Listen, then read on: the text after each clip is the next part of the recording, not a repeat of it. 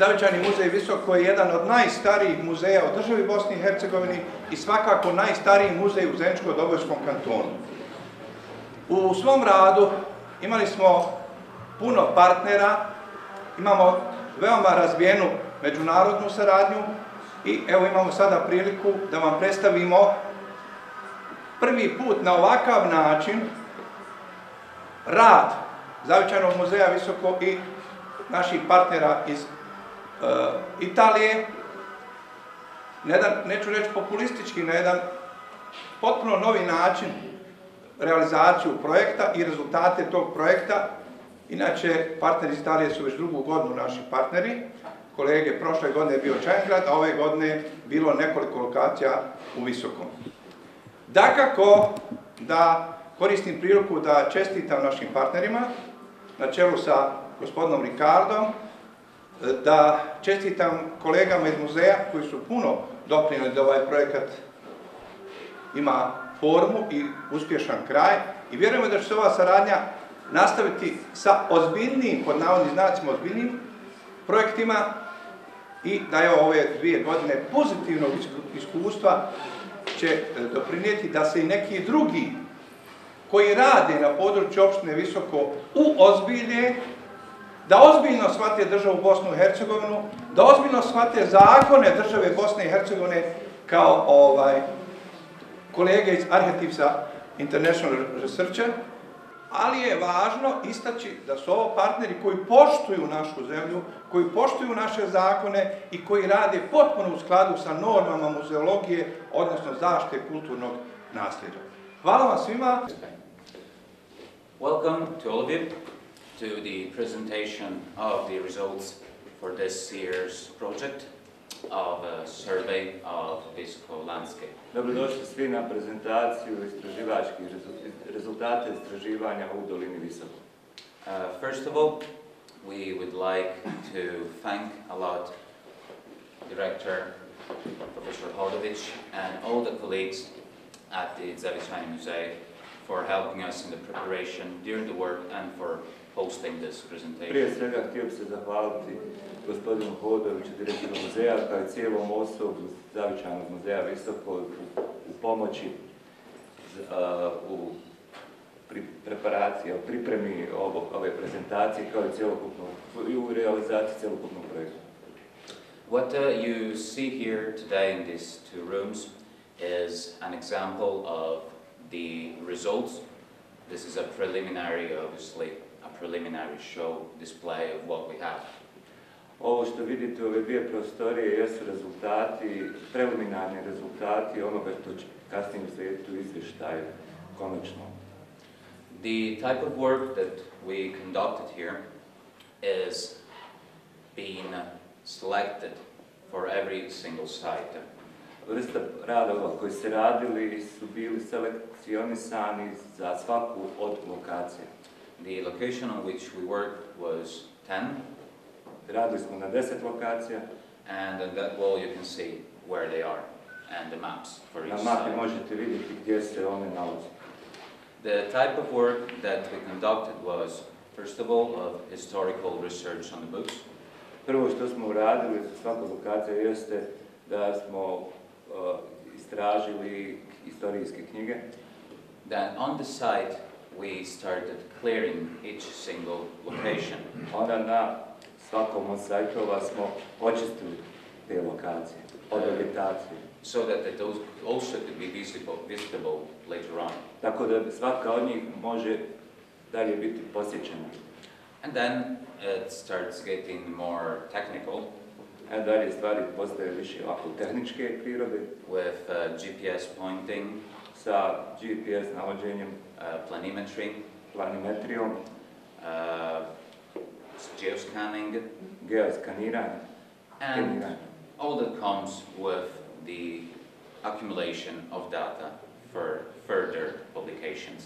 I sve je proizvelo sakupljanje podataka za dalju publikaciju. It's gonna take at least another 3 months now to have all the material put together in one single file. Za sakupljanje, konačno skup svih podataka i objavljivanje jednog izvještaja, treba će još naredna 3 mjeseca. And the idea is that we will also give as a donation, let's say, to the City Hall website with all the data that we collected. That's for the town. I konačna ideja jeste da se na neki način, recimo donira opštini Visoko web stranica sa svim podacima koje smo sakupili. Because the idea, the ethic idea with which we started is that we came here to help, to give a support in the research. Etička ideja, etička background, zaleđina ovoga svega jeste da smo ovdje da bi pomogli da se ovakve stvari održi u Visoku. But also to collaborate with the local realities. Ali i da se uspostavi suradnja sa lokalnom realnošću, da tako kažem. And that's why, for example, we got in contact with Damar or with Vikings. Tako da smo stupili u kontakt sa omladinskim udruženjem Damar i Eko-Vikinzima. And local archaeology students. I lokalnim studentima arheologije. And to these people in the future, we want to hand out the keys of all this project.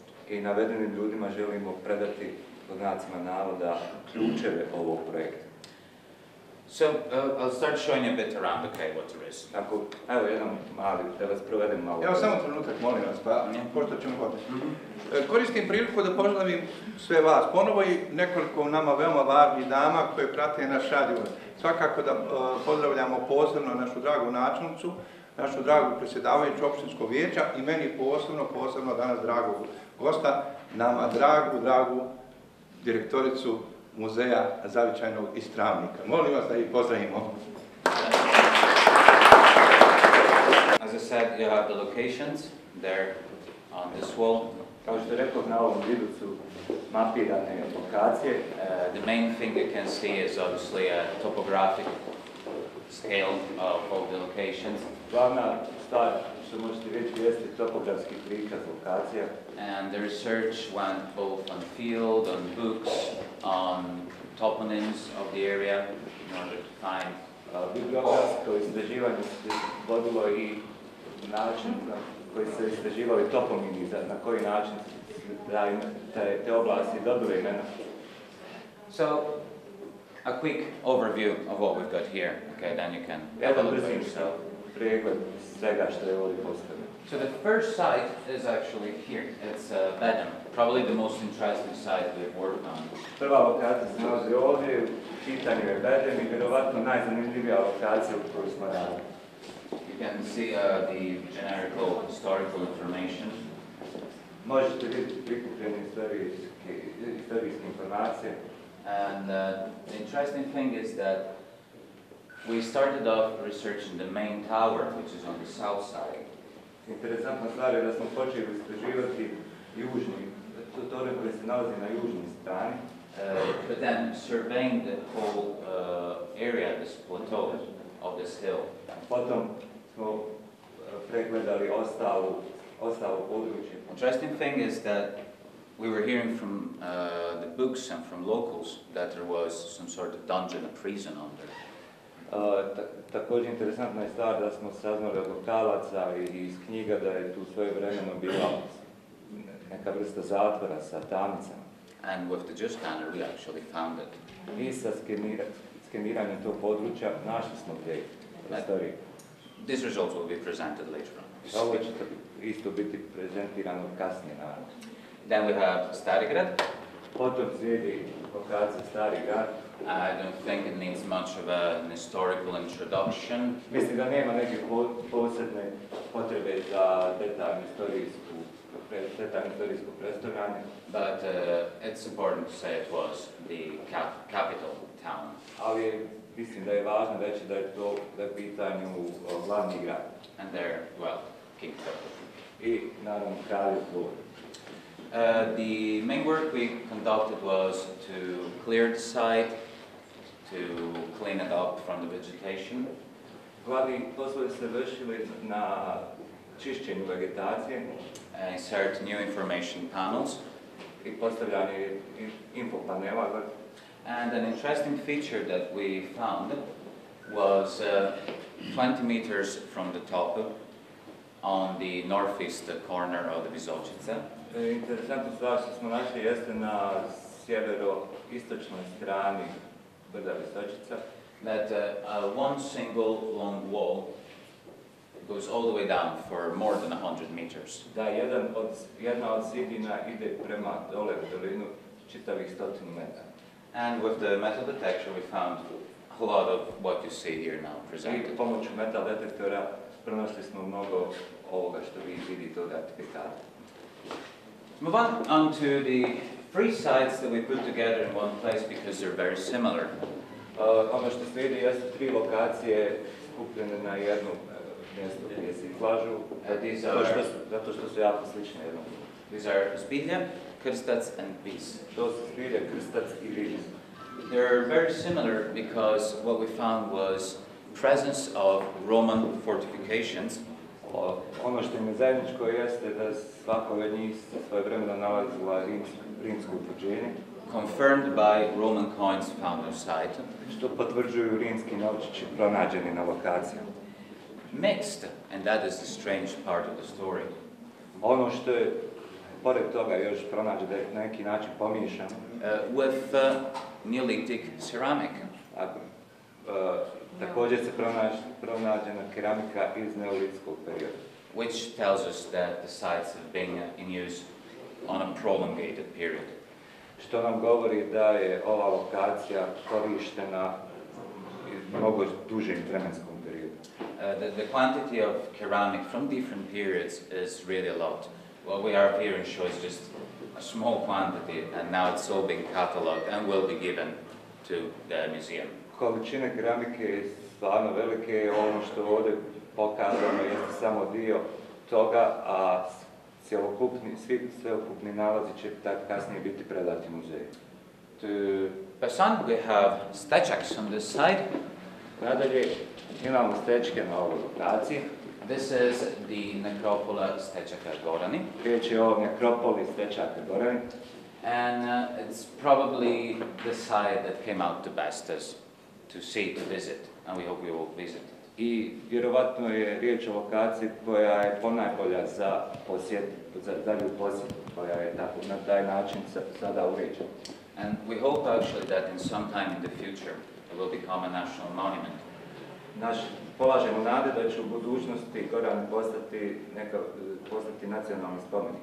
Because it's one of the locations in Bosnia with the highest concentration of stečaks in one single place. Jer je riječ o lokaciji sa jednom od najgušćih koncentracija stečaka u cijeloj Bosni i Hercegovini. So it would be nice to preserve it. Tako da bi to bilo i takako lijepo da se očuva, da se prezervira. We have Ginje and other locations that we've worked on as a general survey here. U općenitom istraživanju također smo obrađali Ginje. For example, the necropoli of the stečaks in Ginje. Na primjer, nekropolu stečaka na Ginju. We have done a lot of survey in the south part of the valley in Goldusha. Imali smo puno istraživanja u južnom dijelu Goduše. And this is one of the cases where we used the names of the area to find places. Ovo je jedan od primjera gdje smo se koristili imenima, topominima, da bi našli mjesta koji su interesantni. Quick example, Kula, Gradina, Gradac. It was quite easy to find it. Na primjer, Kula, Gradina, Gradac, Dvor. Dvor, yeah. That makes it easy. The names make it very easy to find places here. To je jako korisno kada se kreće kroz imena. One of the examples of the 3D reconstructions that we're doing with Google Earth to place them on Google Earth so that they are then presentable. Na ovoj fotografiji možete vidjeti jednu od obrada koje će biti postavljene na Google Earth i da se poslije mogu koristiti ako ga u daljem istraživačkom radu. Now we have North Valley, there's Chayanga. Potom imamo lokaciju Čeangra. We started here last year, so there wasn't a lot to do really. Radili smo počeli prošle godine, tako da se ove godine nije malo puno tu raditi. But we have the whole complete planimetry now of the site. Ali sada imamo kompletnu planimetriju ove lokacije. And we have confirmed that near the site, on the same crest of the hill, there's other possible structures.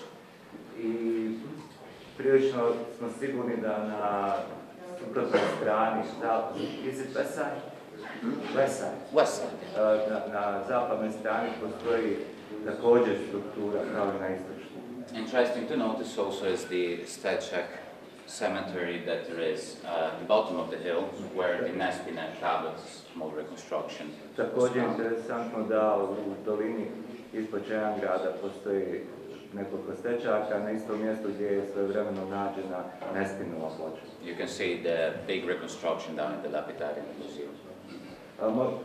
Što možete vidjeti, rekonstrukciju ploče možete vidjeti u podrumu. Then many of the people that are present here today were present also at the 550 years memorial in Mile. Većina ljudi prisutnih ovdje je bila na ceremoniji Milama povodom 550 godina. The main thing we did there was to clear the whole site so that it's presentable again.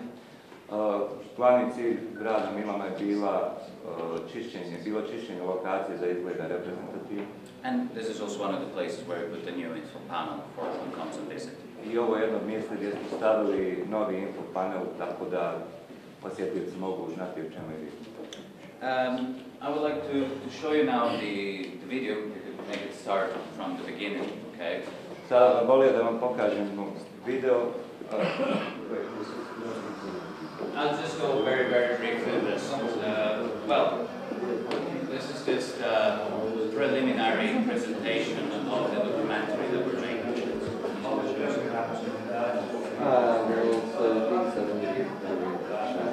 It's not the complete version.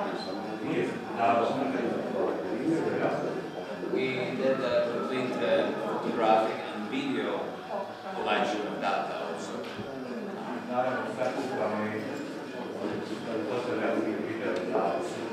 And also, you will see, if anyone to watch those, we did some interviews to local people.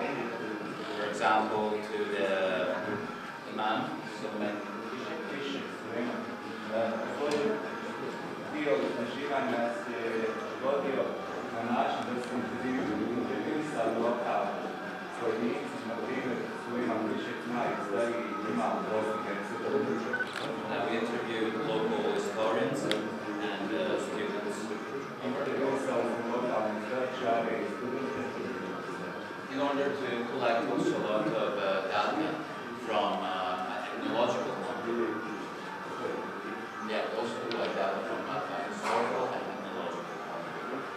Također smo skupljali podatke, tačke historijske i etnološke tačke. Well, this that you see here is just a small reconstruction of the quantity of material that we have to bring every day on the site.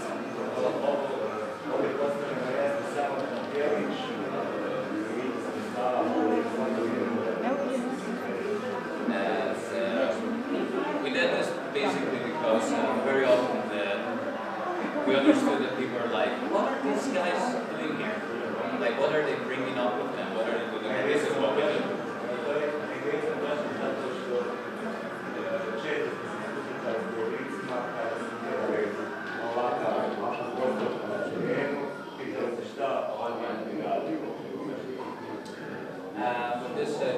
I'll just conclude and let the video run so that we can enjoy it. Just once again, I want to